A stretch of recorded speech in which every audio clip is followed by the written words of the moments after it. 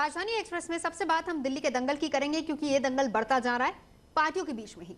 Delhi BJP की अंदरूनी लड़ाई अब सड़क पर सामने आ गई है। सीएम कौन, इस सवाल ने दिल्ली बीजेपी को हिलाकर रख दिया है और इस हद तक नेताओं की साख दांव पर है कि समर्थक चुनाव की तैयारी छोड़कर शक्ति प्रदर्शन में लगे हुए हैं। कौन बनेगा बीजेपी का दिल्ली में मुख्यमंत्री पद का उम्मीदवार? ये वो सवाल है जिसने दिल्ली बीजेपी को अंदर ही अंदर दो फाड़ कर दिया है। आज पूरे दिन ये दरार दिल्ली की सड़कों पर दिखाई दी। भारतीय जनता पार्टी विजय जी संघर्ष करो। कुछ इसी अंदाज में छिपते छिपाते सैकड़ों बीजेपी कार्यकर्ता विजय गोयल के समर्थन में दिन भर पार्टी पर दबाव बनाने की कोशिश करते रहे। वजह है वो खबर जिसमें हर्षवर्धन को संभावित मुख्यमंत्री उम्मीदवार बताया गया। विजय गोयल के समर्थकों को लगा कि 8 महीने की मेहनत पर एक झटके में पानी कैसे फिर गया, सो प्रचार का काम छोड़ पार्टी मुख्यालय और गडकरी के घर घेरा डाल दिया। किसके समर्थन में? एक क्लिप सुनी थी टीवी के ऊपर, बस उसके जाए मैं देखते क्या होता है अभी हमें। एक तरफ कार्यकर्ता दबाव बना रहे हैं तो दूसरी तरफ विजय गोयल कहते हैं कि उन्हें किसी शक्ति प्रदर्शन की जरूरत नहीं है, जबकि इस मामले के दूसरे किरदार हर्षवर्धन ने पूरे मामले पर चुप्पी साध ली है। ये शक्ति की दिखाने की जरूरत नहीं है। 8 महीने में काम जो हमने खड़ा किया है वो मेरी पार्टी को, मेरे लीडर्स को दिखाई दे रहा है जी। मत हो सकता है किसी की महत्वाकांक्षा हो सकती है, लेकिन हमारे यहाँ पर कोई आपस में कोई मनभेद नहीं होता। कहावत है कि प्रत्यक्ष को प्रमाण की जरूरत नहीं होती, इसलिए कोई कहे या ना कहे, सच जनता के सामने है। वैसे विरोध जताने की शुरुआत खुद विजय गोयल ने की और सुबह सवेरे गडकरी के घर पहुंच गए। सूत्रों के मुताबिक गोयल ने धमकी भरे अंदाज में पार्टी को आगाह किया कि साल 1998 की गलती पार्टी दोबारा ना दोहराए। इसके बाद गोयल के समर्थक बीजेपी मुख्यालय पर जुटने लगे।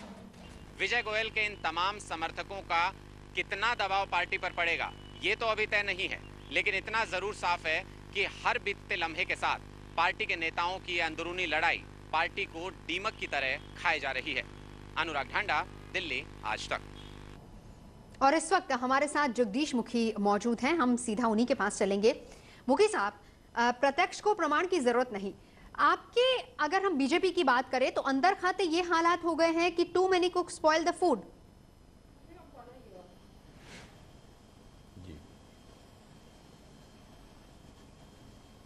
मुखी साहब, मेरी आवाज आपको आ रही है? भारतीय जनता पार्टी के पास एक से एक अच्छे नेता, योग्य नेता उपलब्ध हैं। आपकी आवाज आ रही, मेरी आवाज नहीं आ रही लगता है? नहीं, बिल्कुल मुझे आपकी आवाज आ रही है जी, बोलिए। नहीं आ रही है मेरी आवाज, नहीं जरूर उनकी आ रही है, बताइए उनको। हेलो हेलो जी, मैं ये बतला रहा था कि भारतीय जनता पार्टी पास योग्य नेताओं की कमी नहीं है, एक से एक अच्छे नेता उपलब्ध हैं। और भारतीय जनता पार्टी के राष्ट्रीय नेतृत्व ने, हमारी जो पार्लियामेंट्री बोर्ड है उसने और हमारे पार्टी के अध्यक्ष ने ये निर्णय करना है कि किस व्यक्ति को घोषित किया जाए दिल्ली के मुख्यमंत्री पद के लिए। और हमारी पार्टी के बहुत बड़े एक्सपीरियंसेस हैं, एक्सपेरिमेंट किए हुए हैं। ऐसे भी हमारे पास उदाहरण हैं जब हमने चुनाव एक अपना प्रत्याशी घोषित करके किए हैं मुख्यमंत्री के लिए। ऐसे उदाहरण अनेक हैं।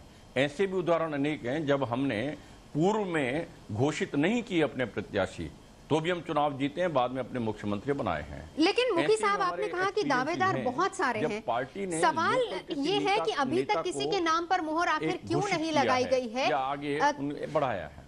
ऐसे भी उदाहरण है जब केंद्र से नहीं, दावेदार मैंने नहीं कहा, मैंने ऐसा नहीं कहा कि दावेदार बहुत हैं। मैंने कहा योग्य व्यक्ति बहुत हैं, पार्टी ने डिसाइड करना है। बहुत योग्य बैठे हुए हैं, दावेदार एक होंगे, दो होंगे, किंतु योग्य व्यक्ति हमारे पास बहुत हैं। मुखी साहब, बड़ा सवाल ये है कि कांग्रेस की जो खामियां हैं, कांग्रेस की खामियां हैं, कहा यह जा रहा है कि कहीं ना कहीं बीजेपी उसको भुना नहीं सकी है और इसका फायदा चुनावों में आम आदमी पार्टी ले जाएगी। बीजेपी को खामियाजा एक बार फिर से भुगतना पड़ेगा अंतरकलह का।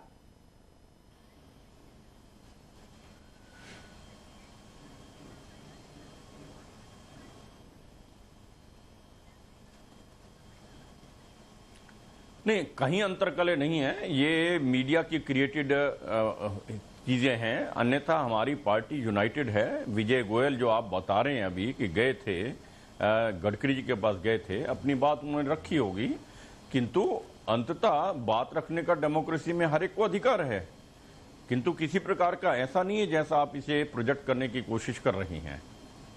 हमारे यहाँ पूरा यूनाइटेड पार्टी है और जिस दिन भी पार्टी तय करेगी, जो भी निर्णय करेगी, उस हिसाब से पूरी पार्टी समर्थन दे करके हम आगे बढ़ेंगे और निश्चित रूप से ये जो आप बात करी इसको झुटला करके आपके सामने साबित करेंगे। लेकिन चलिए, हम उम्मीद करते हैं, ये आपकी बात बिल्कुल सही हो, लेकिन सवाल ये है कि अब क्योंकि चुनाव काफी करीब है, समय तो ये है कि आपको जनता के बीच जाना चाहिए, लेकिन तमाम योग्य उम्मीदवार जिनकी आप बात कर रहे हैं, जिनमें शायद अगर हम आपका नाम भी लें तो गलत नहीं होगा, सभी लोग गडकरी जी के चक्कर काट रहे हैं।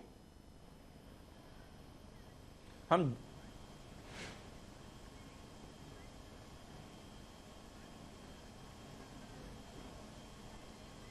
नहीं, गलत फहमी है आपको। हमारे सभी जो प्रोस्पेक्टिव उम्मीदवार हैं अपने अपने क्षेत्रों के अंदर काम कर रहे हैं। हमारी पार्टी के अंदर व्यक्ति चुनाव नहीं लड़ता है, पार्टी चुनाव लड़ती है, कार्यकर्ता चुनाव लड़ते हैं। इसलिए आप इस बात से निश्चिंत रहिएगा, हमारी पार्टी चुनाव लड़ती है, कार्यकर्ता चुनाव लड़ते हैं, व्यक्ति नहीं लड़ता है और कोई भी इस तरह से चक्कर चलिए, आपने कहा कि पार्टी चुनाव लड़ती है, तो फिर पार्टी में तमाम जो लोग हैं उनको तो जनता के बीच होना चाहिए। वो क्यों एक कुर्सी, मुख्यमंत्री की कुर्सी के इर्द गिर्द घूम रहे हैं और क्या जरूरत है कि विजय गोयल आज शक्ति प्रदर्शन करते फिरे?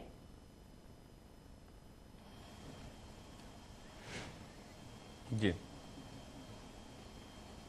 नहीं, जनता के बीच में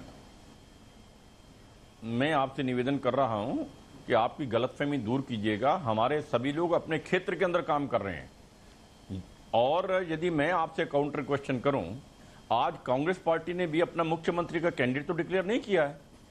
आप उनसे तो सवाल नहीं कर रही हैं। ये मैं दावे के साथ ये बात कह रहा हूं, कांग्रेस पार्टी ने अभी तक अपना मुख्यमंत्री पद कौन होगा उसकी घोषणा नहीं की है, तो उनसे सवाल नहीं कर रहे आप ये बात। इसलिए मैं आपसे निवेदन ये कर रहा हूं, हमारी पार्टी का हाई कमांड ठीक समय पर उचित निर्णय जो भी लेंगे वो हमारे पार्टी के सभी कार्यकर्ता एक ईमानदारी के साथ उसको इंप्लीमेंट करके इस बार भारतीय जनता पार्टी को सत्ता में लाएंगे। आपने कहा कि कांग्रेस की तरफ से तो मुखी साहब तय है, शीला दीक्षित क्योंकि लीड कर रही है, जाहिर सी बात है। हालांकि वहां पे जरूरत इसलिए नहीं पड़ती है क्योंकि आप एक मजबूत विपक्ष के तौर पर खड़े हैं। मुद्दे तमाम हैं घेरने के लिए कांग्रेस को, लेकिन उन मुद्दों पर घेरने के बजाय पार्टी लग रहा है कि कहीं ना कहीं अंदर खाते अंतरकलह में ही बिजी है।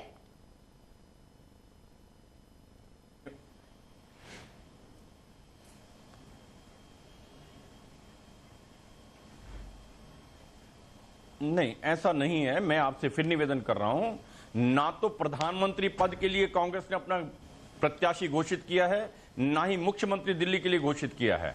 ये बात आपकी ठीक है, वो सिटिंग मुख्यमंत्री हैं, किंतु कांग्रेस पार्टी ने कहीं ऐसा फैसला अभी तक नहीं लिया है कि वो भावी मुख्यमंत्री उनके प्रोजेक्ट कर रहे हों।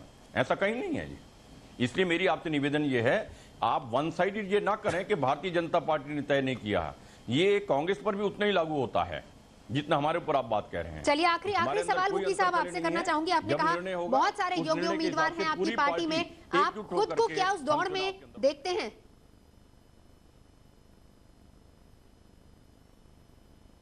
जी जी जी नहीं, मैंने कहा हम अपने आप को प्रोजेक्ट नहीं करते, पार्टी स्वयं निर्णय लेती है। मैं अपने बारे में नहीं, मैं तो ये कहता हूं ऐसे योग्य हमारे पास व्यक्ति हैं जिसको भी जिम्मेवारी पार्टी देगी वो सभी निभाएंगे।